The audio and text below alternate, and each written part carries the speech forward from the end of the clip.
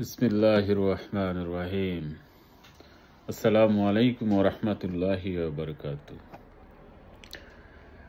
আপনারা যে যেখান থেকে আমার এই ভিডিওটা দেখছেন সবাইকে আন্তরিক অভিনন্দন ও শুভেচ্ছা। পৃথিবীর যে প্রান্ত থেকে আপনারা দেখেন না কেন সবাইকে আমার সালাম। আর আমার যারা হিন্দু, খ্রিস্টান, বৌদ্ধ ভাই বোনেরা আছেন তাদের প্রতি আমার শ্রদ্ধা রইল।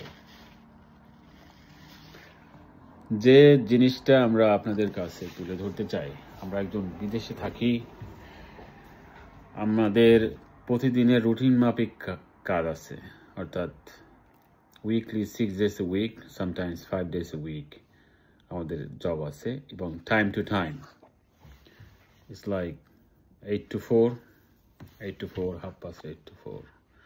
This is timely, and 4 o'clock is exactly 4 o'clock will be finish everything. It's start from 8 o'clock, finish 9 o'clock, at 4 o'clock. We're not going late, we're not going early. Job is like on time job. It's like a routine. It's same like when we are going to sports or gym, something like this. Everything is in on time. সুতরাং টাইমটাকে আমরা ভালোর জন্য ব্যয় করে থাকি। যেটা আমি বলতে চাই, বাংলাদেশের এখন অনেক রাজনীতিকবিদরা যারা ভাইরাল হতে চান তারা কি করেন জানেন? কার্টুন বানিয়ে বিরোধী দল তো বলবো না, কোনো সরকারি দল নেই বর্তমানে, তাদেরকে কার্টুন বানিয়ে এবং নামাজি লোকদের, আলেমদের কার্টুন বানিয়ে তারা অনেকটা ট্রোল করেন। একটা কথা মনে রাখবেন, যারা আলেমদেরকে মানে হক্কানি আলেমদেরকে আপনারা ট্রোল করতেছেন, আপনাদের ন্যূনতম জ্ঞান নাই তাদের সম্পর্কে।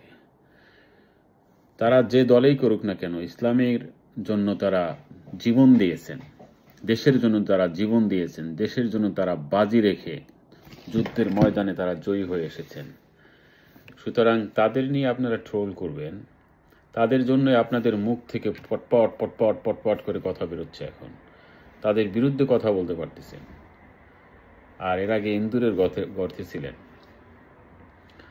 আমরা যারা লন্ডনে বসে এম.এ. মালিক ভাই, কয়সার আহমেদ ভাই, শামীম ভাই, শামসুল আলম ভাই সহ আমাদের যুব দলের, মূল দলের সমস্ত নেতাকর্মীরা যেভাবে একের পর এক ওয়েস্টমিনিস্টার গিয়ে শেখ হাসিনার আসার পরে ডিম থেরাপি দিবেন, তিনি কোনো হোটেলও পেতেন না। সুতরাং তাদের মুখ থেকে একজন আলেম বিদ্বেষী কখনো কথা শোনা যায় না। বেগম খালেদা জিয়ার মুখ থেকে একজন আলেম বিদ্বেষী কথা শোনা যায় না। জনাব তারেক রহমান, যিনি সর্বোচ্চ জনপ্রিয় নেতা বাংলাদেশের বলেন, বিশ্বের অন্যতম একজন সর্বোচ্চ জনপ্রিয় নেতা বলেন, তার মুখ থেকে শুদ্ধ ভাষায় বলা হয় তিনি কখনো একটা বিদ্বেষমূলক আলেমদেরকে নিয়ে কথা বলেন না।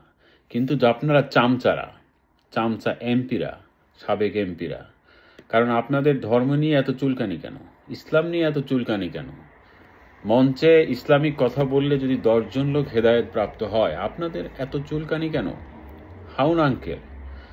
এক হাউন আঙ্কেল চলে গেছে পালাইয়া, আর এক হারুন, ঠিক আছে, কিশোরগঞ্জ না কোথায়, উনি আর ওনার বউ পটপট করে ইসলামের বিরুদ্ধে কথা বলে, একজন আলেমের বিরুদ্ধে কথা বলে। তারা এখন রাজাকার বলে। তখন মানে যখন তারা দেশটাকে জীবন বাজি রেখে আপনাদের সাথে থেকে যুদ্ধ করে দেশটাকে একটা পর্যায়ে নিয়ে এসেছে, এখন মুখ থেকে শুধু পটপট করে কথা বলতেছে, তাদের বিরুদ্ধচারণ করছে। তারা তো কোনো বিরুদ্ধচারণ করে না। তারা সন্ত্রাসীর বিরুদ্ধে কথা বলে, চাঁদাবাজদের বিরুদ্ধে কথা বলে, তারা ঘুষখোরদের বিরুদ্ধে কথা বলে, তারা দখলদারদের বিরুদ্ধে কথা বলে। এই কথাগুলো তো অপরাধ না।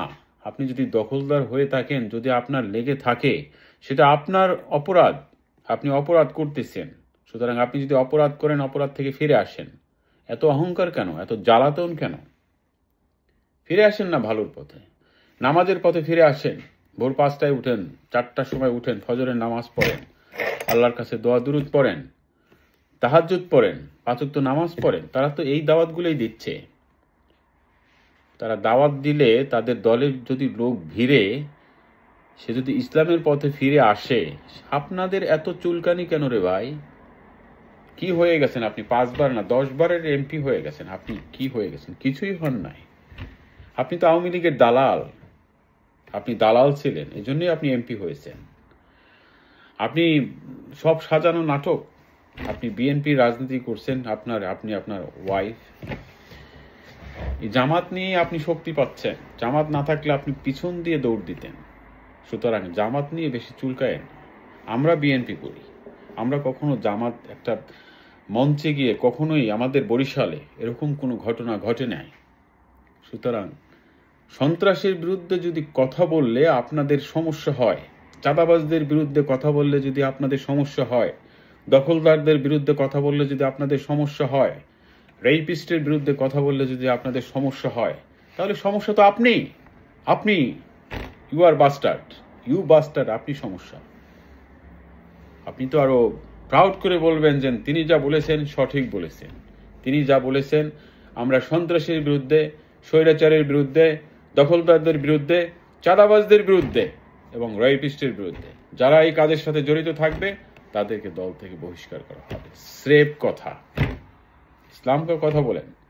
আপনি আপনার দলকে নামাজের কথা বলেন যে তোমরা আর যাই করো, দল করো, ইসলামের পথে চলে আসো, নামাজ পড়ো, রোজা রাখো, জাকাত দাও। এই কথাগুলো তো এই দল থেকে আসে না। সুতরাং তারা যদি নামাজের কথা বলে, ইমান আখলাকের কথা বলে, তারা যদি মহানবী হজরত মুহাম্মদ সাল্লাল্লাহু আলাইহি ওয়াসাল্লামের দ্বীনের কথা বলে, তার তো রাজনীতি ছিল। তিনি তো রাজনীতি ছাড়া মক্কা বিজয় করতে পারেন নাই। সুতরাং ইসলাম বলে রাজনীতি করতে পারবে না। ইসলামই রাজনীতি শুরু করেছেন। যুদ্ধের ময়দানে ঝাঁপিয়ে পড়ার জন্য ইসলাম বলেছেন। সুতরাং আপনারা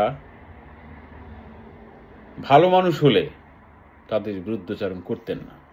একটা মানুষের জনপ্রিয়তা থাকতে পারে, আলহামদুলিল্লাহ ভাই, সে তো টাকা দিয়ে মানুষের সবকিছু কিনে নিয়ে আসে নাই। সে এলেম দিয়ে, আমল দিয়ে, শিক্ষা দিয়ে, তার যোগ্যতা দিয়ে, তার ব্যবহার দিয়ে, তার মুখের ভাষা দিয়ে মানুষের মন যদি জয় করতে পারে। আপনার সমস্যা, আপনার গা জ্বলে কেন? আপনি কি চাঁদাবাজ? আপনি কি চোর? তাহলে এত পটপট পটপট করেন কেন? তাকে কথা বলতে দেন। সুতরাং আমাদেরকে ইসলামের পথে চলতে হবে, সৎ পথে থাকতে হবে। আমাদের দ্বারা যাতে মানুষ কোনো নির্যাতন না হয়। ইভেন আওয়ামী লীগ সাপোর্ট করেছেন অনেক, কিন্তু তারা ভালো মানুষ, অনেকে ভালো কাজ করেছেন, চুপ করেছেন। তারা কোনো সন্ত্রাসী কার্যক্রমের সাথে জড়িত ছিলেন না। তার মানে এখন তাদেরকে আমার পিটাতে হবে? সাপোর্টার থাকতেই পারে, ইটস ফেয়ার। সুতরাং তারা যে স্বৈরাচারী কার্যক্রম করেছে, তারা যদি এর সাথে জড়িত থাকে তাদের শাস্তি হওয়া উচিত। এবং তারা যদি রাস্তাঘাটে এসব নিয়ে কথা বলে তাদেরকে উচিত শিক্ষা দেওয়া উচিত। কিন্তু তার মানে এই নয় যে তাদেরকে নির্যাতন করতে হবে, তাদের ছেলে মেয়েদেরকে উস্কানিমূলক কথা বলতে হবে। কারণ তারা হয়তো জানেই না politics, what is the politics meaning. Is 7-8 years old, maybe 10 years old, maybe 15 years old girl. We cannot teach them. We need to protect them. We need to show them how beauty the BNP is it. That's it. Jamaat Islam is it. Awami League was hypocrisy party. So we are not Awami League. We are not follow them politics. We are not follow them rules. We not follow their tactic. Their tactic was most terrible in the world. So we don't follow them. That's why people threw them away. They cannot come back. Because the rapists, they killed so many people. They killed 1,000 million people.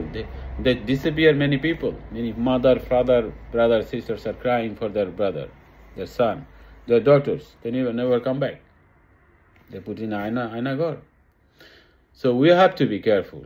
Please, do not want to be viral and say, Dr. Shafiqur Rahman, Alhamdulillah, Dr. Shafiqur Rahman সাহেব সম্পর্কে তিনি যখন জেলে ছিলেন তার সম্পর্কে অনেক মন্তব্য করেছেন। মানুষ জিন্দা ওলি দেখেছেন, মৃত্যু ওলি দেখেন নাই, কিন্তু জিন্দা ওলি দেখেছেন। তিনি তাহাজ্জুদ করেছেন, আল্লাহর কাছে দোয়া করেছেন, কেঁদেছেন। নামাজ পড়তে পড়তে তার চোখের ভাষা আল্লাহর সাথে তিনি কথা বলেছেন, বিচার চেয়েছেন আল্লাহর কাছে। সুতরাং তিনি যে ভালো লোক, নির্বিঘ্নে আমার কাছে তিনি ভালো লোক এবং বাংলাদেশের মানুষের কাছেও তিনি একটা ভালো লোক, বিরোধী দলের কাছেও তিনি একটা ভালো লোক। তিনি তার কথার মধ্যে যে মাধুর্য আছে, যে কথার মধ্যে যে গুণকীর্তন আছে, সেটা বলে শেষ করা যাবে না। সুতরাং মানুষ হন, অমানুষ হইয়েন না। আল্লাহ হাফিজ।